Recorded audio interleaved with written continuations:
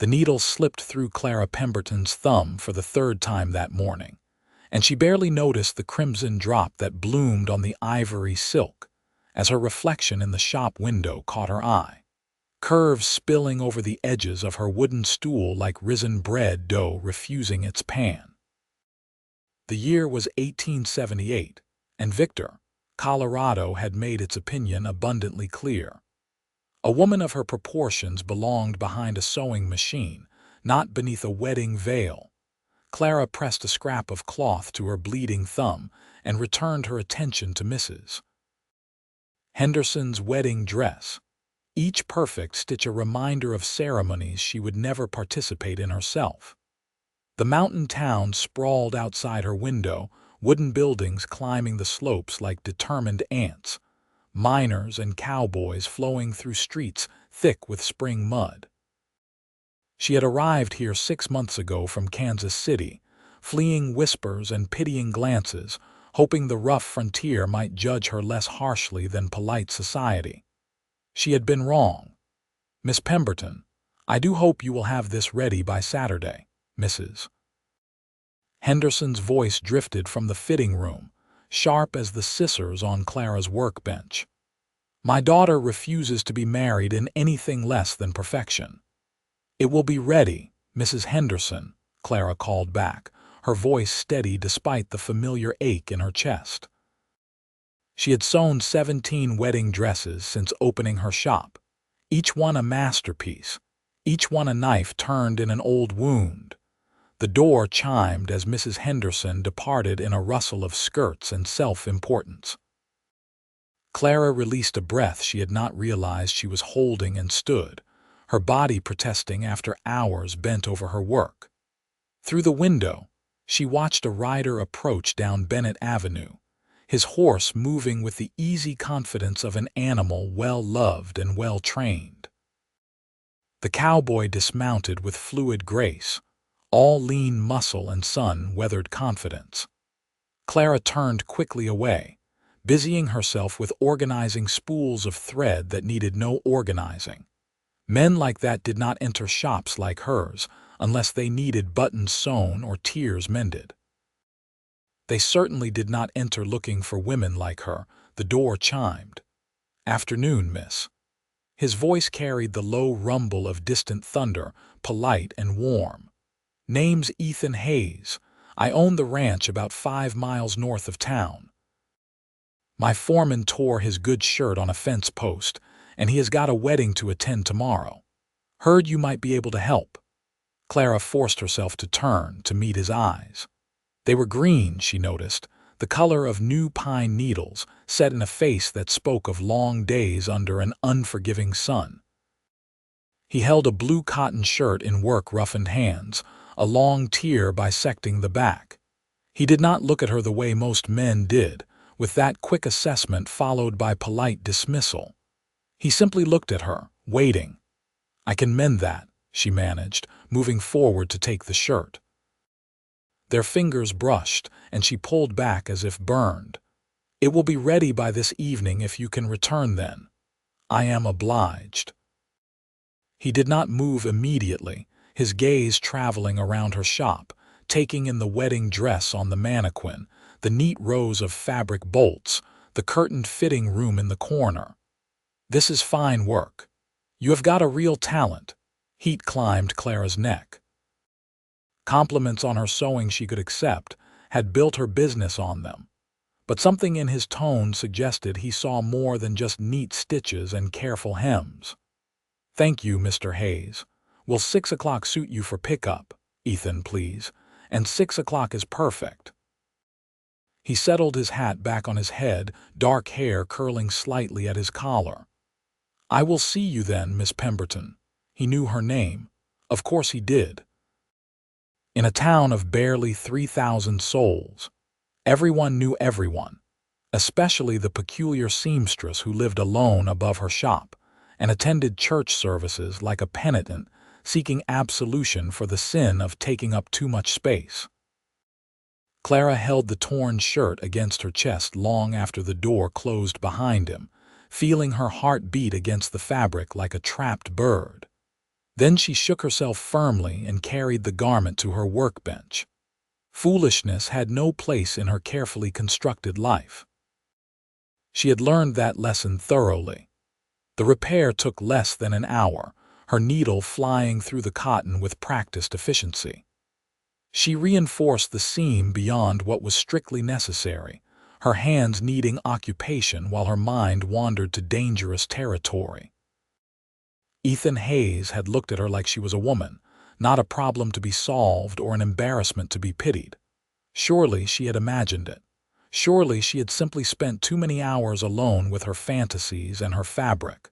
The afternoon passed in a blur of work. She finished the hem on Mrs. Henderson's dress, accepted a torn petticoat from the minister's wife, and cut fabric for a christening gown that would swaddle the banker's newest grandchild. Through it all, her eyes kept drifting to the clock on the wall, watching the hands creep toward 6 with inexorable patience. He arrived precisely on time, his knock firm but not demanding. Clara smoothed her skirts, futilely attempting to make her body smaller, more acceptable, then cursed herself for the gesture and opened the door with her head high. "Mr. Hayes, your shirt is ready." "Ethan," he corrected gently, stepping inside. "What do I owe you? $2. She fetched the neatly folded shirt from behind her counter, held it out like a shield between them.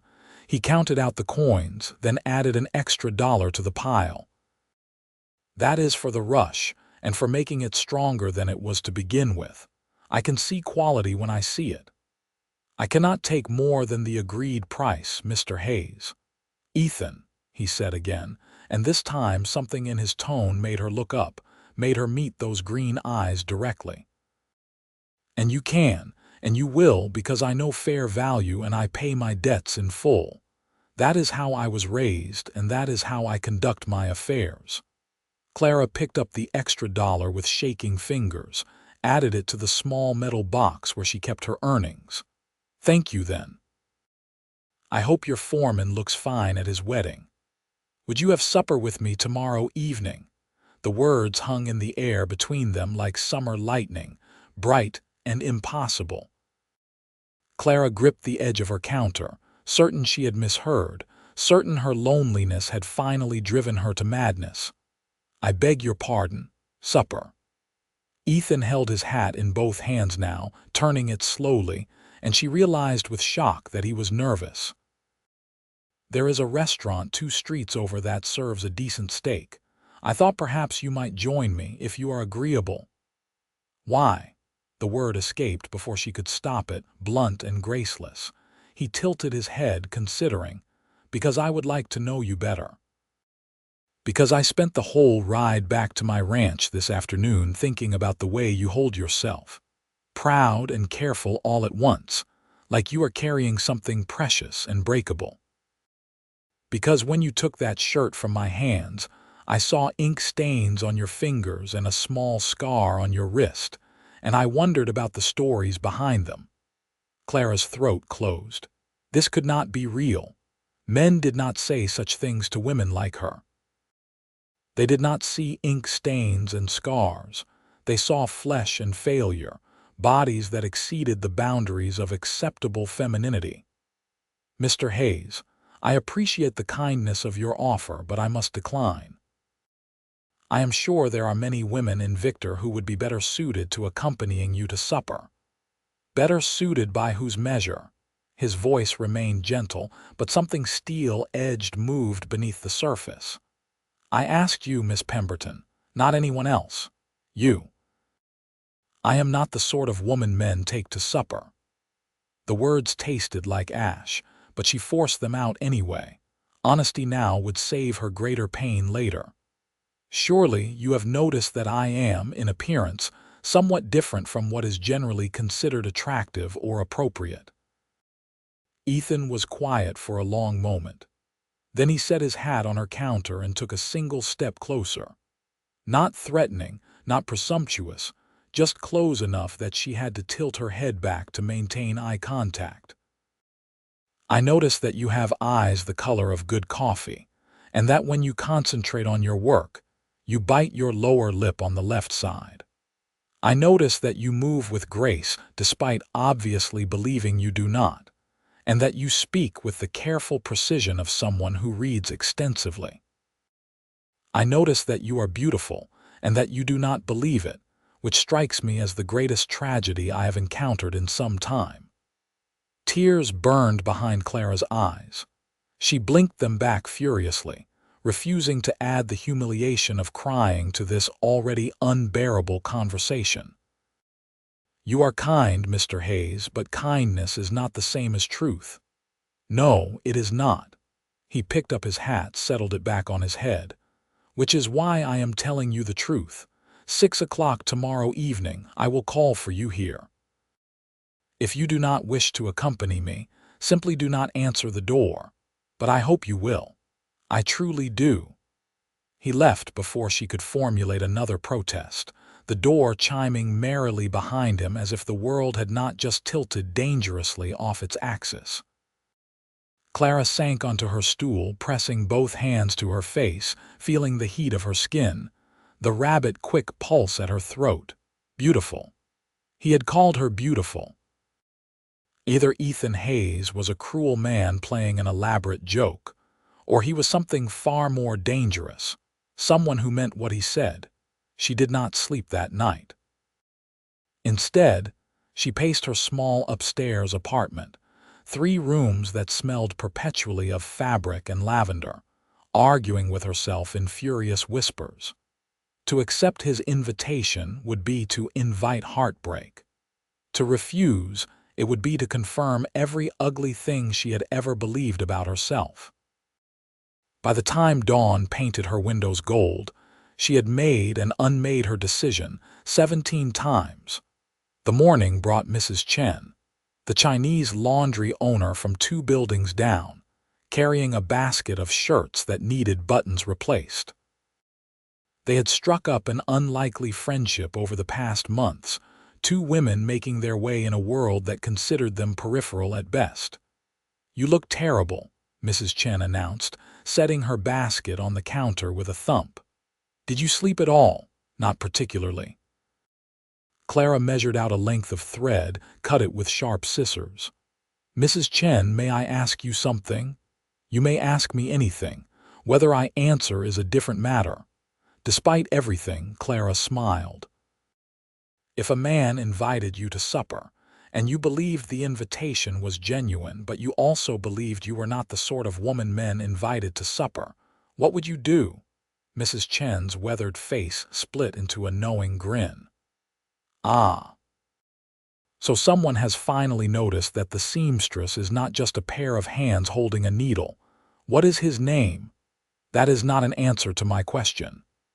"It is Ethan Hayes, yes, the rancher with the good horses and the better manners." At Clara's stunned expression, Mrs. Chen laughed. "Please. I saw him leave your shop yesterday looking like a man who had just glimpsed something he wanted very much. And I saw him return later looking like a man who had risked something important. In a town this size, 2 and 2 still make 4. Clara set down her scissors. "Even if he is sincere now, even if he truly believes what he is saying, eventually he will see what everyone else sees. He will realize that I am not the sort of woman who fits on a man's arm or in polite society. He will regret his interest, and I will be the one left bleeding. Perhaps, Mrs. Chen selected a shirt from her basket, examined its missing buttons with a critical eye. Or perhaps he will continue to see what he already sees, and you will spend the rest of your life wondering what you missed by being too frightened to risk your heart. Fear is its own prison." Clara Pemberton. "Sometimes the only way out is to walk through the door, even when you cannot see what lies on the other side. You make it sound simple. No, I make it sound necessary. There is a difference." The day crawled by with agonizing slowness. Clara's hands performed their usual miracles, attaching buttons and mending tears, but her mind remained locked in an endless spiral of anxiety and possibility. What did one wear to supper with a cowboy? Should she attempt to compress herself into her most restrictive corset, trying to achieve some semblance of a fashionable silhouette? The thought alone made her ribs ache in remembered pain. At 5 o'clock, she locked the shop door and climbed the narrow stairs to her apartment. Her wardrobe held few choices. Most of her dresses were simple working garments, sturdy and practical. But in the back, wrapped in tissue paper, hung the dress she had made for herself last winter in a moment of defiant hope. Deep blue wool, cut to fit her body without apology, the seams placed to flatter rather than conceal. She had worn it exactly once, to Christmas service, and had endured so many sidelong glances that she had never had the courage to wear it again. Now she lifted it from its wrapping, held it against her body. If she was going to do this impossible thing, she would do it honestly. She would not apologize for her flesh or attempt to minimize her existence. If Ethan Hayes wanted to have supper with her, he would have supper with her as she actually was, not some compressed and apologetic version designed to cause minimum offense. The dress slid over her head in a whisper of wool and determination. Clara fastened the buttons with steady fingers, then turned to face the small mirror above her washstand. The woman looking back at her was round and solid, curves generous and unapologetic. She lifted her chin, met her own dark eyes. "You can do this," she told her reflection. "You can walk through the door." 6 o'clock arrived with Ethan Hayes, punctual and handsome in clean clothes that spoke of care but not vanity. His eyes widened when Clara opened the door, and for one terrible moment, she thought she had made a catastrophic mistake. Then his face split into a smile so genuine and delighted that her breath caught in her chest. "Miss Pemberton, you look absolutely lovely. Thank you." Her voice came out steadier than she felt. "Shall we go?" He offered his arm, and after only the briefest hesitation, she took it. They walked through Victor's muddy streets as evening painted the mountains gold and purple, past miners heading to saloons and families closing up shops. Clara felt the weight of curious glances, heard the whispers that followed in their wake. Ethan seemed entirely unbothered, nodding pleasantly at acquaintances, his hand steady on her arm. The restaurant was small but clean, warm lamplight spilling from its windows. The owner, a stout German woman named Mrs. Schultz, greeted them with raised eyebrows but professional courtesy. "Mr. Hayes, welcome. Table for two, please, Mrs. Schultz. Somewhere quiet if you have it." They were settled at a corner table, white cloth and simple china, the smell of frying meat and fresh bread thick in the air. Ethan ordered steak for both of them without consulting her, then seemed to realize his presumption and grimaced. "Forgive me. I should have asked your preference. I have spent too much time around cowboys and cattle, and my manners have suffered. Steak is fine." Clara folded her hands in her lap, trying to ignore the whispers from nearby tables. "I am not particular. I suspect that is not true, but I appreciate the graciousness." He leaned back in his chair, studying her with that unsettling directness. "Tell me how a woman with your obvious talent and intelligence ended up in Victor, Colorado." Clara considered lying, spinning some pleasant fiction about adventure and opportunity. But he had been honest with her, brutally so. Perhaps she owed him the same courtesy. "I came here because Kansas City made it abundantly clear that women of my proportions are best kept out of sight. Because my own mother suggested I take the veil rather than embarrass the family by remaining unmarried. Because I thought perhaps the frontier might be less concerned with appearances and more concerned with competence." She met his eyes. "I was partially correct. I have built a successful business, but the whispers followed me anyway, as whispers do." Something dark moved through Ethan's expression. "Your mother said that to you." She believed she was being helpful. "Marriage is the expected path for women, and when that path is closed, Alternatives must be found. Clara was proud of how matter-of-fact she sounded, as if she were discussing the weather rather than the central wound of her existence. She was not wrong that I am not the sort of woman men marry. She was entirely wrong. Ethan leaned forward, his voice dropping to something urgent and fierce. Clara, may I call you Clara? Miss Pemberton feels too formal for what I am about to say. She nodded, not trusting her voice. I was married once.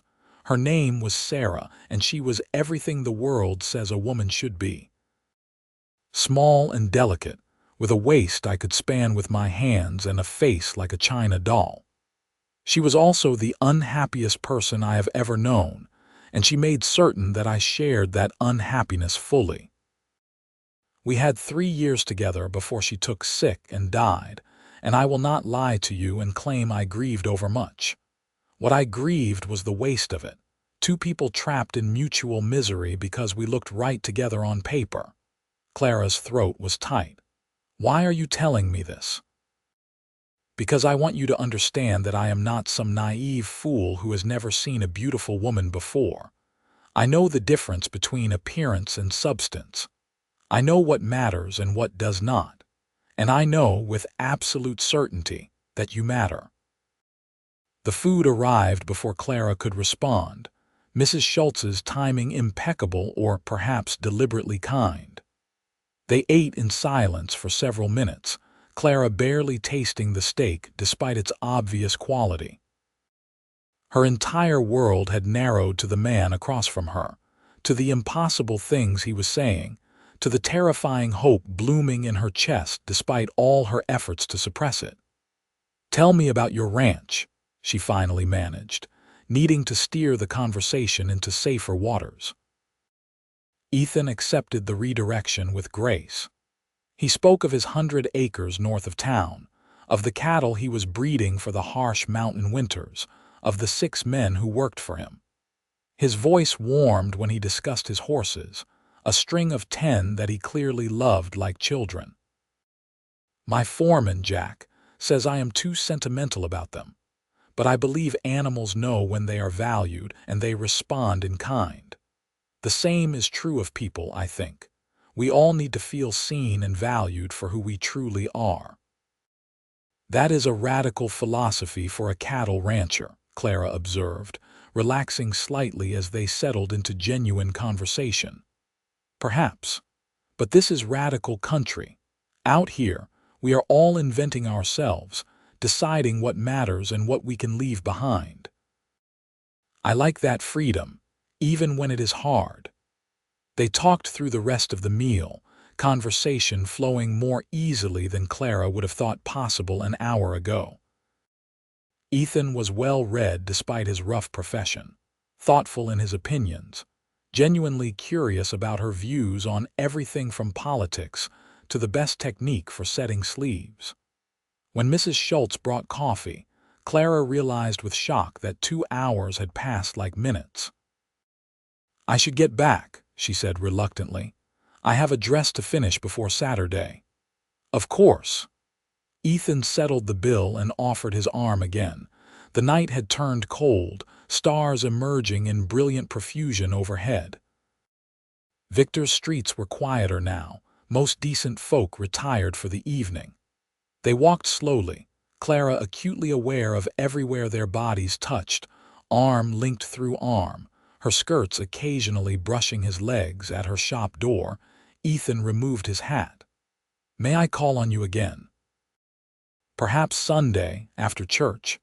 I could bring a picnic lunch and we could ride out to the ranch. I would like to show you the land, and I think you would enjoy my horses."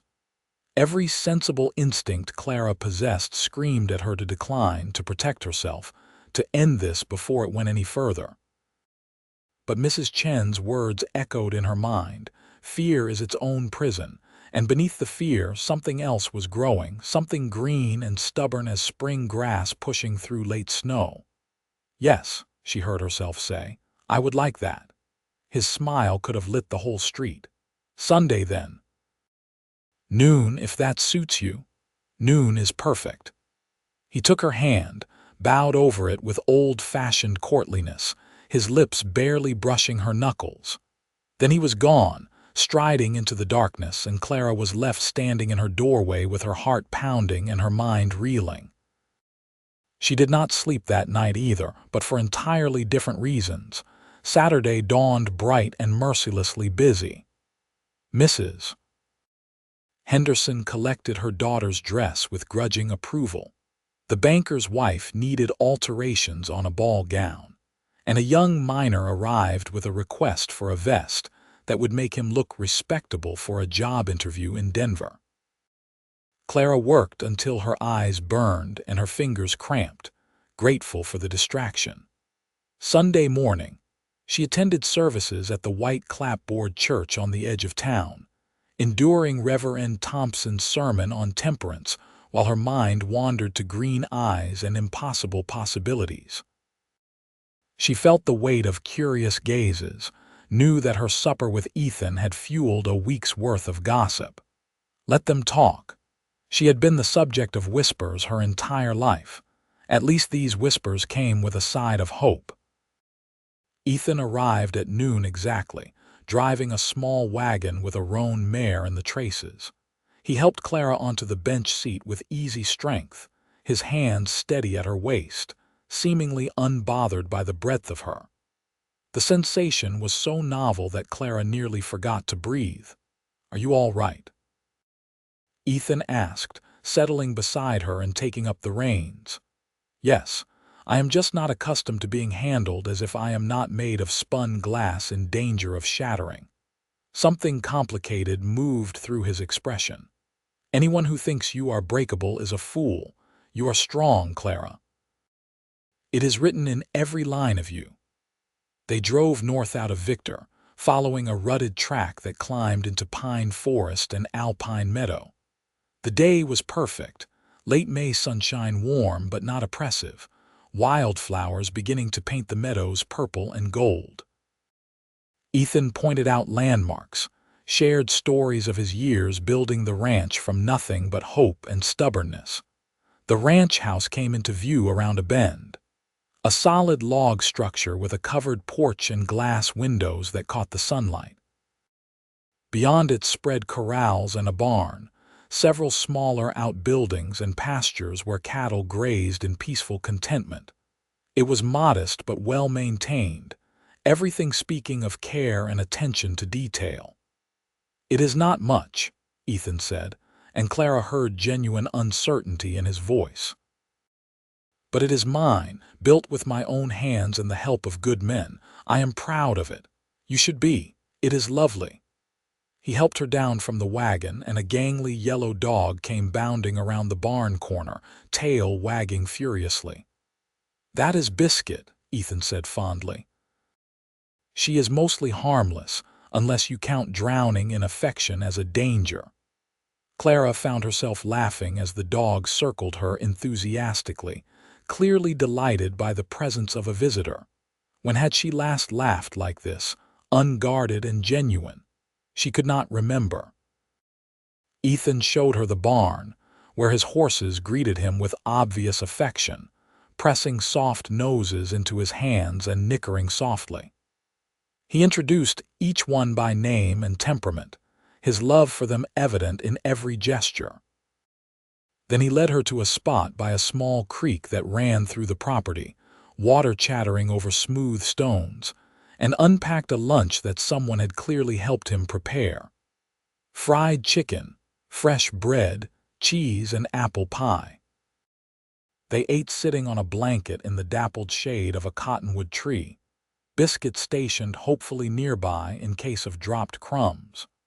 The conversation flowed as easily as it had at supper, ranging from serious to silly and back again. Clara found herself relaxing in increments, the permanent tension she carried in her shoulders gradually unwinding. "Can I ask you something?" Ethan said eventually, lying back on the blanket with his hands behind his head. "Why do you believe you are too curvy to marry?" "Those were your words the other night, close enough to them anyway." "Where did that idea come from?" Clara set down her half-eaten piece of pie, appetite suddenly vanished. From everywhere. From the world, from fashion plates, from every person who ever looked at me with pity or disgust. From my mother, who meant well but could not hide her disappointment. From every potential suitor who expressed polite interest until he actually met me, and then suddenly remembered pressing engagements elsewhere. So you decided the problem was your body, rather than their limited vision. Is there a difference? Yes. Ethan sat up, turned to face her directly. One is a fact about you. The other is a fact about them. Clara, I cannot speak to what those other men saw or failed to see, but I can tell you what I see. I see a woman who is beautifully, gloriously substantial, who takes up space without apology, or who should anyway, who moves through the world with presence and purpose. I see curves that make my hands ache to trace them, and strength that makes me want to lean into it. I see someone I want to know in every possible way. Heat flooded Clara's face, her entire body. You cannot mean that. I absolutely mean it, Clara. I am not a poet. Words do not come easily to me, but this does. You do. From the moment I walked into your shop, I have not been able to stop thinking about you. Tell me I am not alone in this. Tell me you feel even a fraction of what I am feeling. Clara looked at him, at the naked hope in his green eyes, and felt something fundamental shift inside her.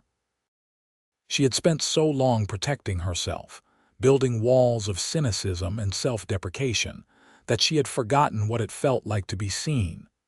Truly seen, not as a problem or a tragedy, but as a woman worthy of desire and affection.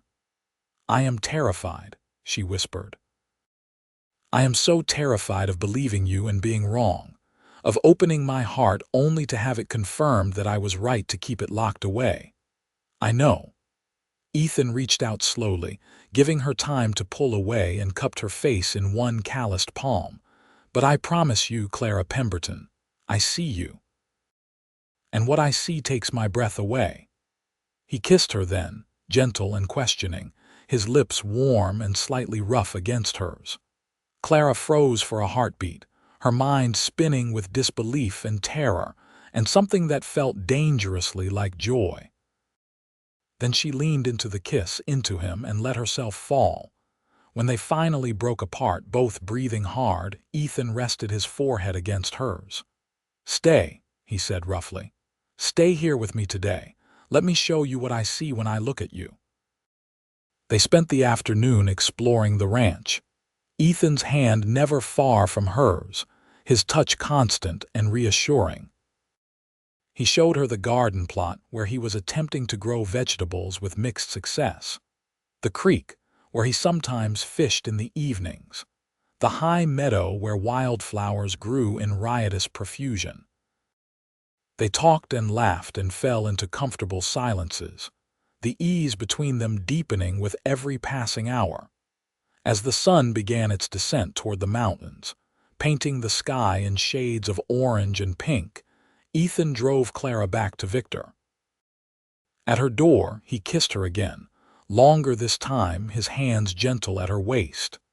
May I see you again tomorrow, and the day after that, and every day until you are thoroughly sick of me, Clara laughed, the sound bubbling up from some place deep inside that had been silent too long. I work most days, Mr. Hayes. My shop does not run itself. Ethan, and I know, but surely you take your meals. Breakfast before you open, supper after you close. I could arrange to be present for those occasions if you would permit it. You are persistent. I am interested. There is a difference, and I think you know it. Clara looked up at him, at this impossible man who seemed determined to demolish every belief she had constructed about her place in the world. Fear still coiled in her belly, but beneath it, something else was blooming. Something that felt like courage. Breakfast then. Tomorrow. I open at 8, so 7 would suit me. His smile was brilliant. 7 o'clock. I will bring fresh bread from Mrs. Schultz. He did bring bread, and he brought himself, filling her small apartment with his presence and his laughter. They ate together at her tiny table, Ethan's long legs folded awkwardly beneath it, looking utterly content despite the cramped quarters. It became a ritual over the following weeks. Breakfast together before Clara opened her shop, Ethan arriving promptly at 7 with whatever Mrs. Schultz had fresh that morning, often staying to help Clara prepare for her day. The town noticed, of course. Victor was too small for such a courtship to go unremarked. Clara endured sidelong glances and whispered speculation, but for once, the whispers did not cut as deeply. It was hard to feel ashamed when Ethan looked at her the way he did, as if she were treasure he could not quite believe his fortune in finding. They fell into other patterns too. Sunday picnics at the ranch became sacred tradition. Ethan brought Clara wildflowers. He picked from the high meadow, clumsy bookcase that she pressed between the pages of her Bible. She mended his clothes and those of his men, refusing payment until he threatened to stop bringing breakfast, at which point they negotiated a rate that satisfied them both. Slowly, carefully, they learned each other. Clara discovered that Ethan woke before dawn every morning, that he drank his coffee black, and his conscience would not let him eat the last of anything. That he read voraciously, everything from dime novels to Shakespeare, books stacked in teetering piles beside his bed. That he had come west after his wife's death seeking escape from memories and expectations, determined to build something entirely his own.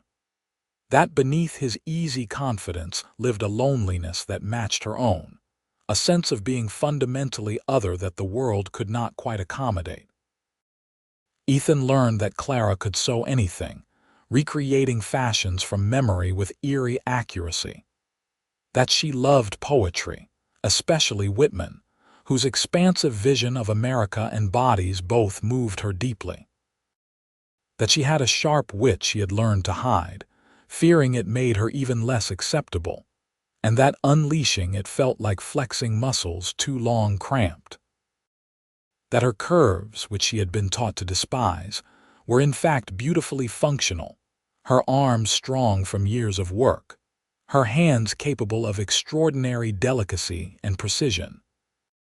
That she laughed with her whole body when something genuinely amused her, and the sound was the finest thing he had ever heard. 2 months into their courtship, a crisis emerged. The mayor's wife, a woman named Constance Fairfax who wielded social influence like a weapon, stopped by Clara's shop on a sweltering July afternoon. She examined the fabric bolts with pursed lips, her obvious disdain making Clara's spine stiffen. "Miss Pemberton, I am here in my capacity as president of the Victor Ladies' Aid Society. There has been some concern expressed regarding your relationship with Mr. Ethan Hayes." Clara set down her scissors with deliberate care. "I was not aware my private affairs were the concern of the Ladies' Aid Society. Everything is our concern when it affects the moral character of this community. Mr. Hayes is a respected businessman and landowner. You are, forgive my bluntness, a woman of unusual proportions and dubious social standing. The sight of you together, parading through town as if your connection were appropriate, is causing talk." Heat flooded Clara's face, but her voice remained steady. "And what precisely is inappropriate about 2 adults choosing to spend time together? Miss Pemberton, surely even you must recognize that certain physical realities make certain pairings ill-advised. Mr. Hayes may believe himself interested now, but such interests inevitably wane when confronted with social disapproval and, frankly, aesthetic disappointment. You would be doing both of you a kindness by ending this farce before it progresses further." The shop door chimed before Clara could formulate a response. Ethan strode in, his expression dark as a thunderhead. He must have heard at least some of the conversation, Clara realized with sinking mortification. "Mrs. Fairfax," he said, his voice carrying an edge Clara had never heard before. I suggest you leave Miss Pemberton's shop immediately, before I say something both of us will regret. Mr. Hayes, as a friend to your late wife's family, I feel obligated to speak plainly. This relationship is unseemly, and continuing it will damage your standing in the community. Surely you can see that Miss Pemberton, however skilled with a needle, is not appropriate company for a man of your position. Ethan took a single step forward, and Mrs. Fairfax actually retreated, her face paling. Madam, my late wife's family has no say in my current affairs. Neither do you. Miss Pemberton is the finest woman I have ever had the privilege to know, and if Victor's so-called polite society cannot see that, then polite society can go straight to hell. Now get out of this shop before I physically remove you. Mrs. Fairfax fled, her skirts rustling with indignation. The door slammed behind her, leaving Clara and Ethan alone in the sudden silence. I am sorry you had to hear that, Clara said quietly, unable to meet his eyes. She is not wrong about the talk or about how I reflect on you. Perhaps it would be better if we— No. Ethan crossed to her in 3 strides, gripped her shoulders firmly. Absolutely not. Clara, look at me, please. She forced her gaze up, found him staring at her with fierce intensity. I do not care what Constance Fairfax thinks. I do not care what anyone in this town thinks. I care about you. I care about what we are building together. And if spending time with you damages my standing in a community narrow-minded enough to judge you for the shape of your body, then that is a community whose opinion I do not value. You say that now, Clara whispered, but you have lived here for years. You have built a business, a reputation. I cannot ask you to throw that away for me. You are not asking. I am choosing. Clara, do you understand what you are to me? You are the first person in years who makes me want to be better, braver, more honest. When I am with you, I feel like the man I always hoped I could become. That is worth infinitely more than Constance Fairfax's approval or the good opinion of people too blind to see what matters. Tears spilled down Clara's cheeks, hot and overwhelming. Ethan wiped them away with his thumbs, his touch infinitely gentle. I love you, he said simply. I have been trying to work up the courage to say it for weeks now, and I suppose Mrs. Fairfax's interference is as good a catalyst as any. I love you, Clara Pemberton. Not despite your curves, not even because of them, though I would be lying if I claimed they did not feature prominently in my more inappropriate thoughts. I love you for your strength and your talent, for the way you see the world and the way you move through it. I love your laugh and your sharp tongue and the ink stains on your fingers. I love all of you exactly as you are. Clara could not speak, could not breathe, could only stare at him as if seeing sunlight for the first time after a lifetime underground. He loved her. This impossible, wonderful man loved her. The truth of it shone in his eyes, unmistakable and terrifying and more precious than anything she had ever been offered. I love you too, she managed, the words emerging rough and wondering. I have been afraid to say it, afraid to even fully feel it, but I love you so much it frightens me. Ethan kissed her then, deep and claiming, his hands moving from her shoulders to her waist to the curve of her hips, holding her as if she were precious and desired and absolutely perfect exactly as she was. When they finally broke apart, both breathing hard, he rested his forehead against hers. Marry me. Clara jerked back, certain she had misheard. What? Marry me, be my wife, share my home and my life and my bed. Build something with me that belongs to us alone, that has nothing to do with what anyone else thinks we should be. I want you, Clara, all of you, for the rest of my life. Say yes. Ethan, I cannot ask you to, you are not asking. I am offering freely and completely. And before you list all the reasons why this is ill-advised, let me address them. Yes, people will talk. They already are. Yes, your body is different from what narrow minds consider ideal. I consider it perfect, and my opinion is the only one that matters in this context. Yes, marriage is a risk, a leap into unknown territory. I want to take that leap with you. So the only question that actually matters is this: do you want to marry me?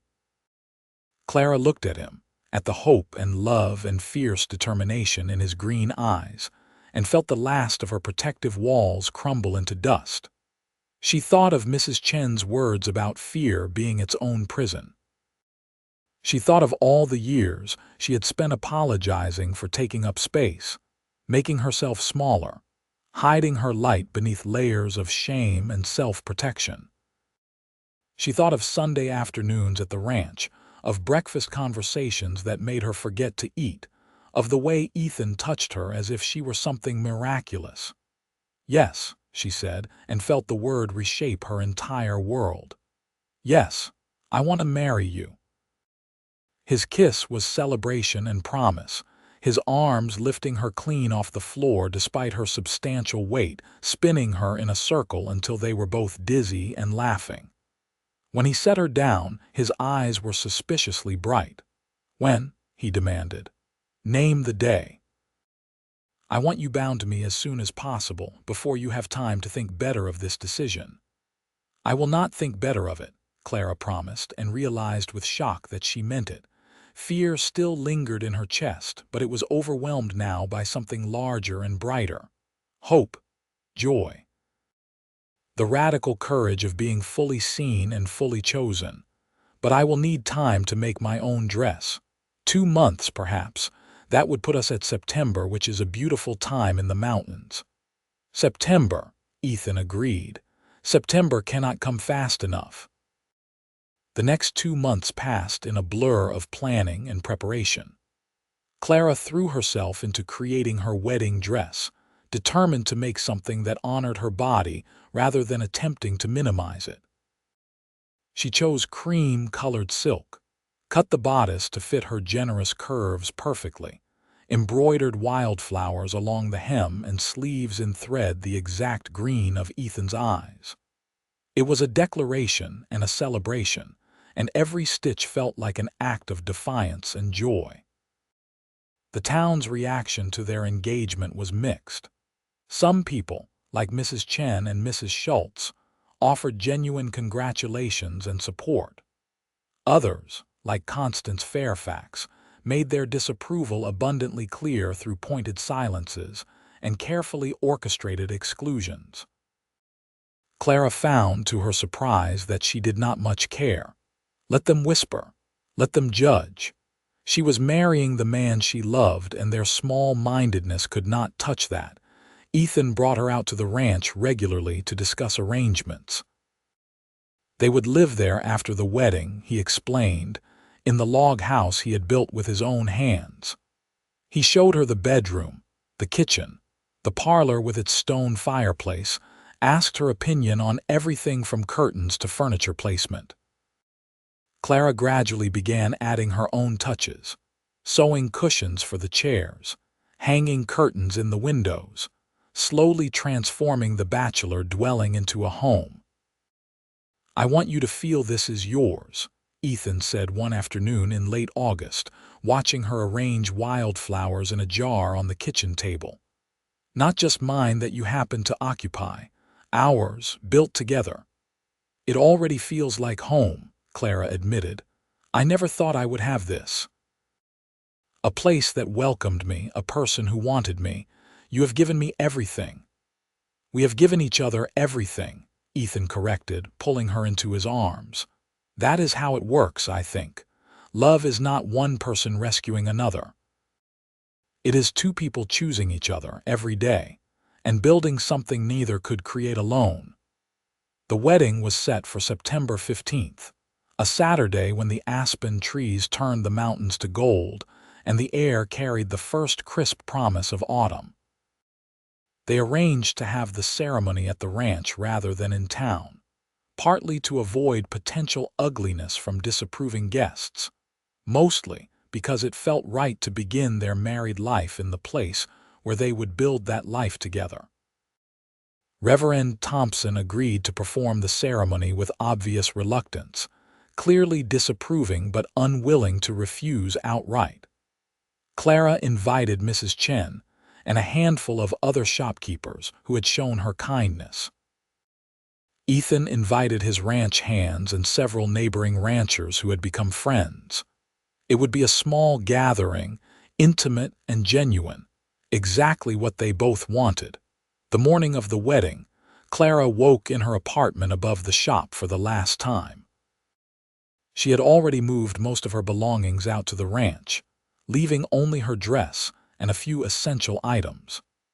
As she bathed and prepared, working her long, dark hair into an elaborate style she had practiced repeatedly, she expected to feel fear or doubt. Instead, she felt only certainty, a bone-deep knowledge that she was exactly where she was meant to be. Mrs. Chen arrived to help her into her dress, tears streaming down her weathered face. "You are so beautiful," she kept saying. "So beautiful and so brave." "I do not feel brave," Clara admitted, studying her reflection in the small mirror. The woman looking back was indeed beautiful, she realized with shock, not because her body had changed, but because her eyes had. She looked happy. She looked loved. She looked like someone who had finally allowed herself to take up space. The ride out to the ranch felt both endless and instantaneous. When they crested the last rise and the house came into view, Clara's breath caught. Ethan had decorated the porch with pine boughs and late summer wildflowers, transforming the simple structure into something magical. Guests milled about in their finest clothes, and somewhere someone was playing a fiddle, the music dancing on the clear mountain air. Then Ethan stepped into view and everything else fell away. He wore a new suit, black wool that emphasized his lean strength, his dark hair neatly combed for once, but it was his face that stopped Clara's heart.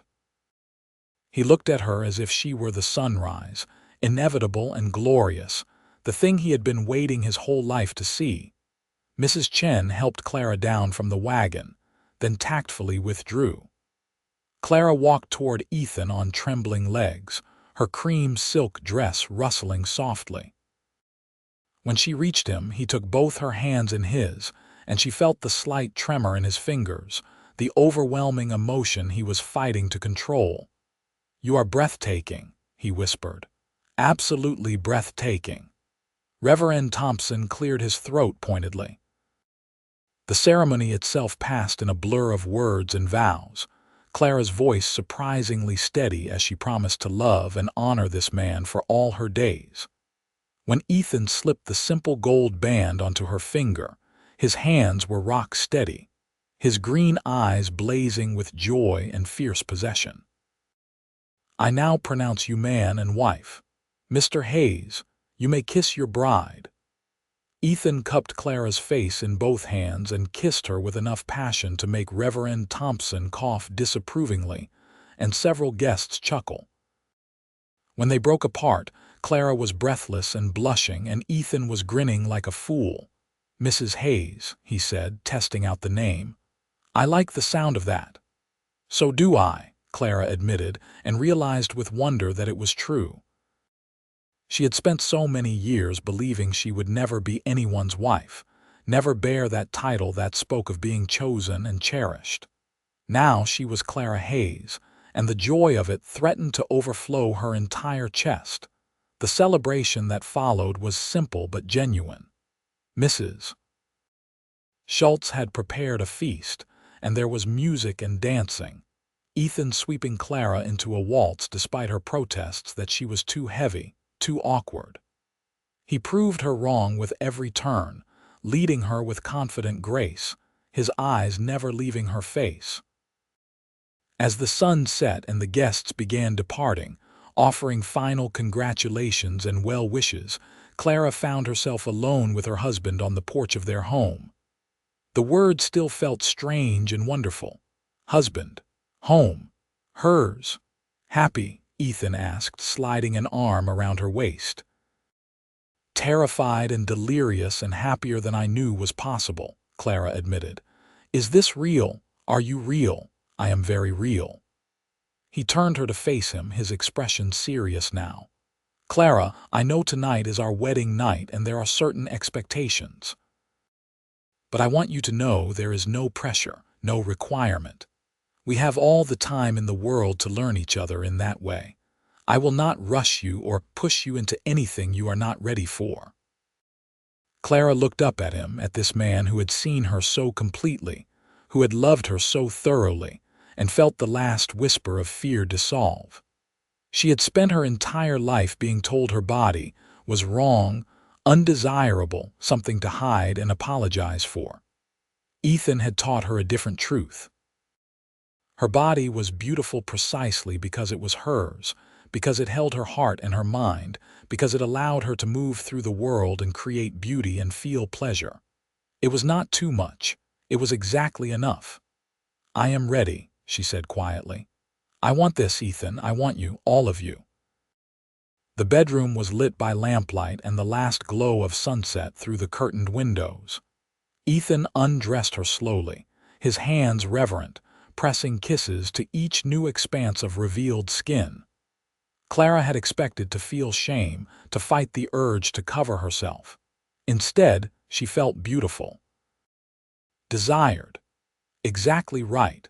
When he finally laid her on their marriage bed and covered her body with his own, she welcomed him without reservation or fear. There was awkwardness, certainly, the inevitable fumbling of two people learning each other for the first time. But there was also tenderness and laughter, and when they finally came together completely, Clara wept at the overwhelming rightness of it, at being so entirely known and accepted and loved. I love you, Ethan whispered against her hair afterward, holding her as if she were infinitely precious. I love you so much. I love you too, Clara replied, and felt the truth of it settle into her bones. This was her life now. This man, this home, this love that had found her despite every reason she had given the world to pass her by. Their first year of marriage passed in a blur of learning and adjustment. Clara closed her shop in Victor, consolidating her sewing work to a small room in the ranch house that Ethan cleared and furnished for her use. She continued to take commissions, but now she could be selective, choosing projects that interested her rather than accepting everything to ensure her survival. The loss of independence troubled her briefly, until Ethan pointed out that marriage was not about her becoming dependent on him, but about them becoming interdependent, sharing resources and responsibilities, and building something together. She learned the rhythms of ranch life, the early mornings and long days, the constant cycle of work that defined their existence. She learned to ride, Ethan teaching her with infinite patience on a gentle mare named Daisy. She learned to cook for the ranch hands, hearty meals that fueled demanding labor. She learned to read the mountain weather, to anticipate storms and prepare accordingly. Ethan learned to appreciate the ways Clara transformed his house into a home, adding beauty and comfort to purely functional spaces. He learned to value her opinions on ranch business, discovering that her sharp mind and careful attention to detail made her an excellent advisor. He learned the language of her body, the ways to make her gasp and shudder and cry out his name in the darkness of their bedroom. He learned that loving her was the easiest and best thing he had ever done. Victor's opinion of their marriage remained mixed, but Clara found that the disapproval bothered her less and less as months passed. When Constance Fairfax cut her in the street, she simply smiled and continued walking. When the minister's wife made a pointed comment about appropriate behavior for married women, Clara thanked her for her concern and ignored the advice. She had spent too many years trying to make herself acceptable to people determined to find her lacking. She was done with that now. Spring brought the discovery that Clara was pregnant. She told Ethan one morning over breakfast, watching his face cycle through shock and joy and tender concern. "Are you happy?" he asked, taking her hands across the table. "I know we have not discussed children extensively. If you are frightened or unsure, we can—" "I am terrified," Clara interrupted, "and thrilled, and already wondering if I will be a good mother. But yes, Ethan, I am happy." "Are you?" His smile was brilliant. "I am going to be a father. We are going to be parents. I cannot think of anything I want more, except perhaps to keep you safe and healthy through this. You will tell me if you need anything, yes. If you are feeling unwell or need to rest." Clara laughed. "I am pregnant, not made of glass. I will not break."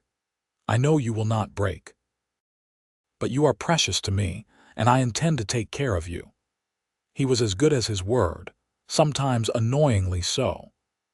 As Clara's body changed and expanded, Ethan grew even more attentive, fretting over her comfort and insisting she rest more than she thought necessary. But there was also tenderness in his concern, and Clara learned to accept being cared for, a skill that had never come naturally. Her body, already generous in its curves, grew more so as the baby developed. Clara watched herself expand in the mirror with complex emotions. There was fear, certainly, the old voices whispering that she was now even less acceptable, even more excessive. But there was also wonder. Her body was creating life, nurturing and protecting the child growing within her. That was not shameful or wrong. It was miraculous. Ethan seemed to find her increasingly beautiful as her pregnancy progressed. He loved the swell of her belly, would spend evenings with his hand pressed to her skin, feeling their child move and kick. He told her constantly that she was gorgeous, glowing, the most beautiful thing he had ever seen. Clara tried to believe him and mostly succeeded. On a cold November night, with snow beginning to dust the mountains and the wind howling around the house, their son was born. The labor was long and difficult, and there were moments when Clara thought she might not survive it. But Ethan never left her side, holding her hand and whispering encouragement, his presence steady and sure. When the baby finally emerged, squalling and red-faced and perfect, Clara wept with relief and overwhelming love. They named him Thomas after Ethan's father. He was a large baby, healthy and strong, with his father's green eyes and his mother's dark hair. Clara held him against her chest and felt her world shift irrevocably. This tiny person, created from love and hope, depending entirely on her for survival. The responsibility was terrifying. The joy was indescribable. "You are amazing," Ethan said, looking at his wife and son with such naked adoration that Clara's heart ached. "Absolutely amazing. I have never been more in awe of anyone in my life." Motherhood proved both harder and more rewarding than Clara had anticipated. Thomas was a demanding baby, needing constant attention and care. Clara spent her days nursing and soothing and cleaning, her nights broken by frequent wakings. She was exhausted constantly, her body still recovering from birth while simultaneously fueling her son's growth. But there was also deep satisfaction in meeting Thomas's needs, in watching him grow and develop, in the fierce love that consumed her whenever she looked at him. Ethan proved to be a devoted father, sharing responsibilities whenever he could, walking the floor with Thomas when he was fussy, changing soiled diapers without complaint. Clara watched him with their son and fell in love with him all over again, deeper and more completely than before. Thomas thrived, growing from a helpless infant into a curious toddler who explored everything with fearless determination. He learned to walk early, much to Clara's dismay, requiring constant supervision to prevent disaster. He learned to talk, babbling endlessly about horses and dogs and anything else that caught his attention. He was bright and affectionate and exhausting, and Clara could not imagine life without him. When Thomas was 2, Clara discovered she was pregnant again. This pregnancy proved easier than the first, perhaps because she knew what to expect, perhaps because her body had already made this journey. Ethan was delighted, already dreaming of a daughter, though he insisted he would be equally happy with another son. Their daughter, Alice, arrived on a perfect June day, sunshine streaming through the bedroom windows. She was smaller than Thomas had been, delicate and beautiful with Ethan's features but Clara's dark eyes. Clara held her daughter and felt something settle in her chest, a sense of completion she had not known she was seeking. "Our family," Ethan said, gathering his wife and daughter close while Thomas climbed onto the bed to inspect his new sister with intense curiosity. "This is everything I never knew I needed." Clara looked at her husband, her children, the life they had built together in this mountain valley, and felt gratitude so overwhelming it bordered on pain. She thought of the woman she had been 4 years ago, convinced she was too much and not enough simultaneously, certain she would never be chosen or cherished or loved. That woman seemed like a stranger now, someone from a different lifetime. "I love you," she told Ethan, needing him to hear it to understand the depth and breadth of what he had given her. "You changed my life. You showed me I was worthy of love exactly as I am. I can never repay that gift." "You repay it every day," Ethan said, kissing her forehead, "by being here. By loving me back, by building this life with me. Clara, you are the best thing that has ever happened to me. You and these children, this family we have created. I am the lucky one." The years flowed by like water, each one bringing new joys and challenges. Thomas grew into a serious boy who loved horses as much as his father did, spending hours in the barn learning to care for the animals. Alice proved to be creative and imaginative, constantly creating elaborate stories and games. They fought and laughed and grew, and Clara marveled at the privilege of watching them become themselves. The ranch prospered under Ethan's careful management. He bought more land, increased his herd, built a reputation for quality cattle and fair dealing. Clara continued her sewing when time permitted, creating beautiful garments that women traveled from miles around to commission.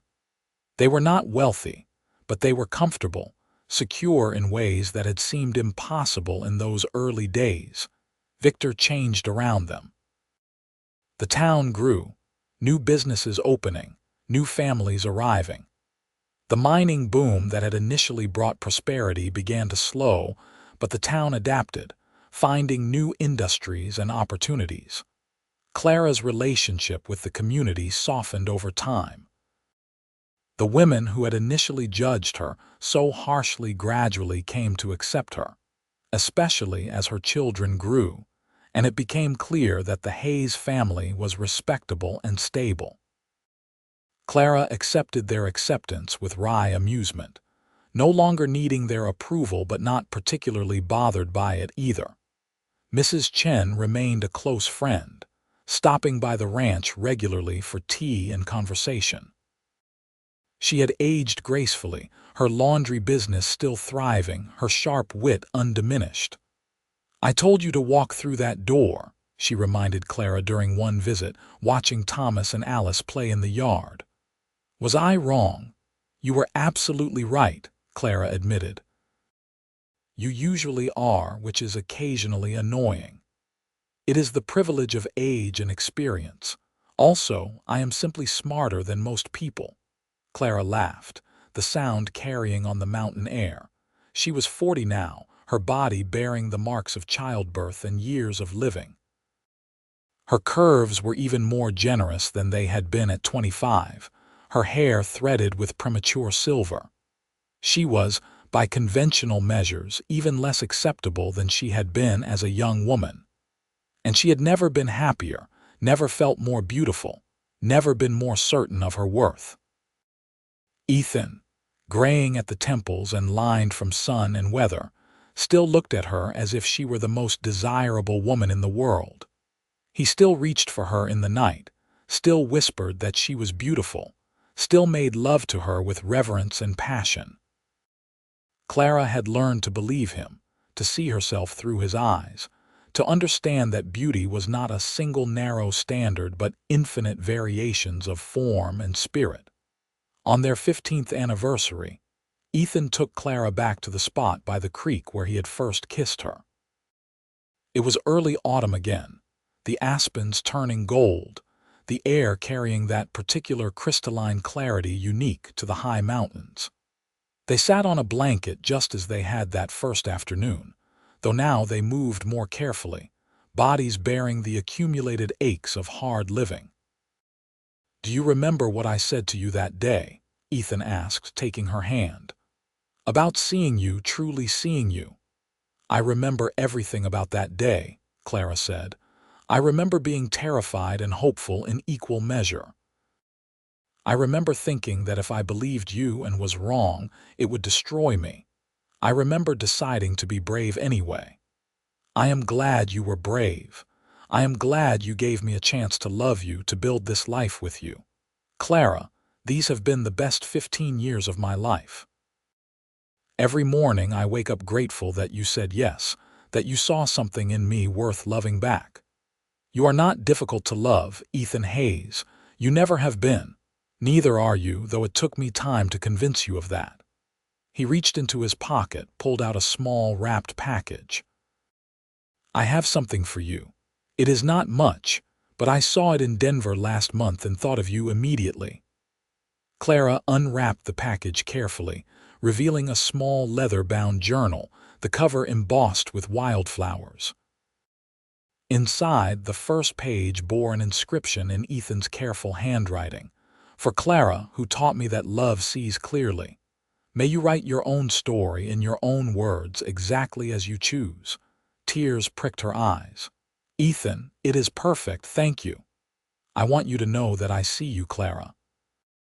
Not just the version of you that exists for our children or the ranch or the town. I see you, the woman who loves poetry and has ink-stained fingers and thinks deeply about the world. I see you, and I am in awe of you every single day." Clara leaned into her husband, resting her head on his shoulder, feeling the solid strength of him, the steady beat of his heart. "I see you too," she whispered, "and I love what I see. I always will." They sat together as the afternoon light turned golden, as the creek chattered over stones worn smooth by endless passage, as their children played in the distance, their laughter carrying on the mountain air. This was her life, Clara thought. This imperfect, beautiful, infinitely precious life. She had spent so many years believing she was too much, too curvy, too excessive for love or happiness or belonging. She had whispered it to herself in dark moments, let it shape her understanding of her place in the world. Ethan had seen her heart first. He had looked past surface and convention and narrow definitions of acceptability, and he had seen her, truly seen her in all her complexity and humanity and worth. He had loved her, not despite her body but including it, celebrating it, teaching her to do the same. That love had changed everything, had opened doors she thought permanently locked, had given her a life she never dared imagine. The years continued to pass, bringing the inevitable changes of time. Thomas, at 18, left for college in Denver, his absence a sharp ache in Clara's chest, despite her pride in his accomplishments. Alice, at 16, began seriously courting the son of a neighboring rancher, a good young man who looked at her the way Ethan had once looked at Clara, with wonder and barely concealed adoration. The ranch evolved, adapting to changing times and markets. Ethan's hair turned entirely silver, his body moving more carefully but no less surely. Clara's sewing business became almost legendary in the region, women traveling days to commission garments from her skilled hands. She took on apprentices, teaching young women the craft she had perfected, passing along not just technical skills but the philosophy that had sustained her. Every body is worthy of beautiful clothing, of care and attention and celebration. She refused to make garments designed to compress or punish, instead creating clothes that fit and flattered exactly as her clients were. On a warm summer evening when Clara was 53, she and Ethan sat on their porch watching the sun set behind the mountains, painting the sky in shades of rose and gold and purple. Thomas was visiting with his new wife, a sharp-minded teacher who had captured his serious heart. Alice and her husband lived on the neighboring ranch, close enough for regular visits. Grandchildren were on the horizon, a thought that filled Clara with complicated joy. "Do you ever regret it?" she asked Ethan, breaking the comfortable silence. "Marrying me, taking on the disapproval, choosing a life outside conventional expectations." Ethan turned to look at her, his green eyes, faded slightly with age but no less seeing, steady on her face. "Not for a single moment. Clara, you are the great love of my life, the great adventure. Everything good I have flows from choosing you, from being brave enough to see what others missed. I would make that choice again every day in every lifetime." "I love you," Clara said, the words as true and necessary as they had been the first time she spoke them. "I love you for seeing me, for loving me, for giving me the courage to love myself. You changed my world." "We changed each other," Ethan corrected, taking her hand, his fingers intertwining with hers in a gesture worn smooth by decades of repetition. "That is what love does when it is real. It transforms both people, creating something neither could have built alone." They sat together as night fell, as stars emerged in brilliant profusion overhead, as the mountains stood sentinel around their valley home. Clara thought of the young seamstress she had been, convinced she was too curvy to marry, whispering that certainty to herself like a curse. She thought of the cowboy who had seen her heart first, who had loved her past her fear into fullness, who had given her a life beyond her most desperate hopes. "Thank you," she told him, though the words felt inadequate for the depth of gratitude she carried. "Thank you for everything."